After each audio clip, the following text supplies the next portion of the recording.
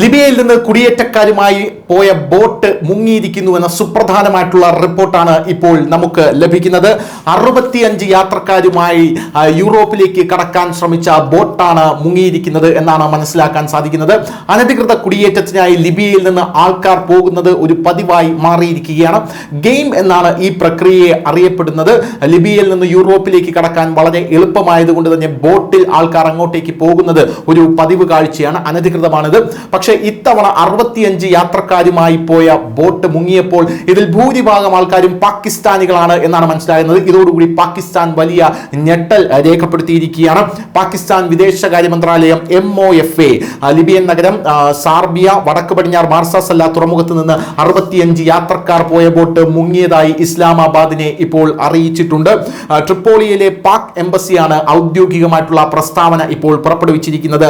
മരിച്ചവരെ ഇപ്പോൾ തിരിച്ചറിഞ്ഞുകൊണ്ടിരിക്കുകയാണ്. പാക് എംബസി ഒരു സംഘം ആൾക്കാർ ട്രിപ്പോളിയിലേക്ക് അവരെ സഹായിക്കാൻ പാകിസ്ഥാൻ പൗരന്മാരെ തിരിച്ചറിയാനായി ഇപ്പോൾ പോയിട്ടുണ്ട് എന്ന സുപ്രധാനമായിട്ടുള്ള റിപ്പോർട്ട് നമുക്ക് ലഭിക്കുന്നു. ഇവരുടെ വിശദ വിവരങ്ങൾ ശേഖരിക്കും. ഇവരുടെ കയ്യിൽ രേഖകളോ മറ്റോ ഉണ്ടോ എന്നുള്ളതടക്കം പരിശോധിക്കുമെന്ന് നമുക്ക് മനസ്സിലാകുന്നു.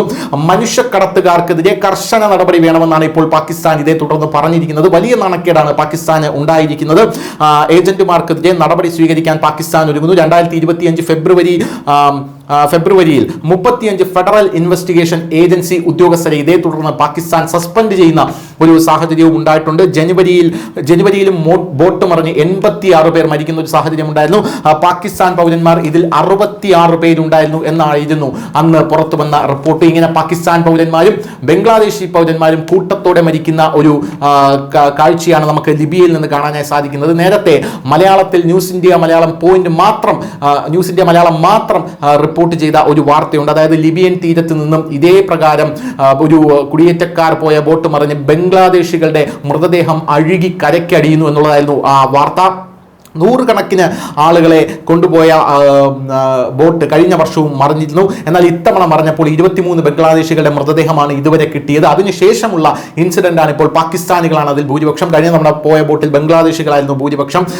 ലിബിയയിലെ ബംഗ്ലാ അംബാസിഡർ ആയിട്ടുള്ള അബ്ദുൽ ഹസ്നദ് മൗൽ ഖൈവൽ ബഷറാണ് ഇക്കാര്യം കഴിഞ്ഞ തവണ പറഞ്ഞിരുന്നത്. 56 കുടിയേറ്റക്കാരുടെ ബോട്ട് തകരാറിലായി. അതേ തുടർന്ന് ജനുവരി 28-ന് 7 മൃതദേഹം അഴുകി കരയ്ക്കടിഞ്ഞു. 30-ന് 2 ബംഗ്ലാദേശികളുടെ മൃതദേഹം അഴുകി കരയ്ക്കടിഞ്ഞു. 31-ന് 3 എന്നിങ്ങനെ കരയ്ക്കടിഞ്ഞുകൊണ്ടേയിരിക്കുകയാണ്. അക്ഷരാർത്ഥത്തിൽ ലിബിയയുടെ കടൽ തീരങ്ങൾ മനുഷ്യന്മാരുടെ മൃതദേഹത്തിന്റെ കൂമ്പാരം കൊണ്ട് ഇപ്പോൾ വലിയ രീതിയിൽ പ്രതിസന്ധിയിലായിരിക്കുകയാണ്. എന്തു തന്നെയായിരുന്നാലും മെഡിറ്ററേനിയൻ കടൽ വഴി ബോട്ടിൽ യൂറോപ്പിലേക്ക് കുടിയേറ്റക്കാരെ കടത്തുന്ന പ്രക്രിയയാണ് ഗെയിം എന്ന് പറയുന്നത്. ലിബിയയിലേക്ക് ആൾക്കാർ പോകുന്നത് ഗെയിമിന് ആണ് എന്ന് പറഞ്ഞു കഴിഞ്ഞാൽ യഥാർത്ഥത്തിൽ മറ്റ് രാജ്യങ്ങളിലേക്ക് അനധികൃതമായി കുടിയേറാൻ പോവുകയാണ് എന്നാണ് നമുക്ക് മനസ്സിലാക്കാൻ സാധിക്കുന്നത്. സെൻട്രൽ മെഡിറ്ററേനിയൻ റൂട്ടാണ് ഇവരുടെ ലക്ഷ്യം. സെൻട്രൽ മെഡിറ്ററേനിയൻ റൂട്ടിലൂടെ യൂറോപ്പിലേക്ക് അനധികൃതമായി കുടിയേറാനുള്ള ഗേറ്റ് വേ ആണ് യഥാർത്ഥത്തിൽ ലിബിയ എന്ന് പറയുന്നത്. 2024 ഇന്റർനാഷണൽ ഓർഗനൈസേഷൻ ഫോർ മൈഗ്രേഷൻ കണക്കാക്കുന്നത് 2300 പേർ കടലിൽ മരിച്ചു എന്നാണ്. കഴിഞ്ഞ തവണ ബംഗ്ലാദേശികളായിരുന്നു കൂടുതൽ മരിച്ചതെങ്കിൽ ഇപ്പോൾ 65 പേരടങ്ങുന്ന ബോട്ട് മുങ്ങിയിരിക്കുന്നു. കൂടുതലും പാകിസ്ഥാനികളാണ് മരിച്ചിരിക്കുന്നത് എന്നാണ് മനസ്സിലാകുന്നത്. News desk news India Malayalam.